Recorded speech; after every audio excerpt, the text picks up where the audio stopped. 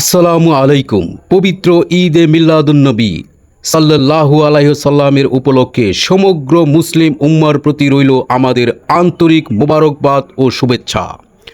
আজ 12ই রবিউল আউয়াল, মানব ইতিহাসের সবচেয়ে পুণ্যময় দিন। আজকের এই দিনে আরবের মরু প্রান্তরে আগমন করেছিলেন সর্বকালের সর্বশ্রেষ্ঠ মহামানব, আমাদের প্রিয় নবী হযরত মুহাম্মদ মুস্তাফা সাল্লাল্লাহু আলাইহি ওয়াসাল্লাম।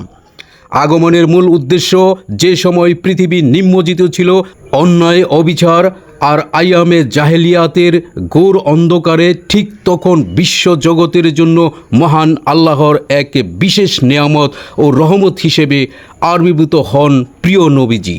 পবিত্র কোরআনে আল্লাহ তাআলা বলেছেন, আমি আপনাকে সমগ্র বিশ্ব জগতের জন্য রহমত বা করুণা স্বরূপ প্রেরণ করেছি।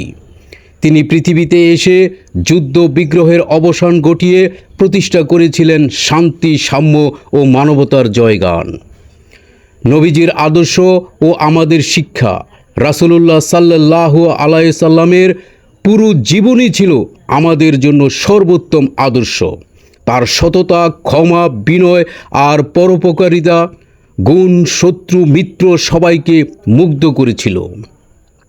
এই পবিত্র দিনের প্রকৃত সার্থকতা কেবল উদযাপনের মধ্যে সীমাবদ্ধ নয়, বরং নবীজি সাল্লাল্লাহু আলাইহি সাল্লামের সুন্নাহ এবং শিক্ষাগুলোকে আমাদের ব্যক্তিগত, পারিবারিক ও সামাজিক জীবনে ধারণ করার মাধ্যমেই এর আসল সফলতা নিহিত। আসুন এই বরকতময় দিনে আমরা বেশি বেশি দুরূদ ও সালাম পাঠ করি এবং প্রিয় নবীজির সাল্লাল্লাহু আলাইহি সাল্লামের দেখানো শান্তির পথে চলার দৃঢ় সংকল্প করি। আল্লাহ তাআলা আমাদের সবাইকে তার সুন্নাহ অনুযায়ী জীবন গড়ার তৌফিক দান করুন। সবাইকে আবারও পবিত্র ঈদে মিলাদুন্নবীর আন্তরিক শুভেচ্ছা। ধন্যবাদ।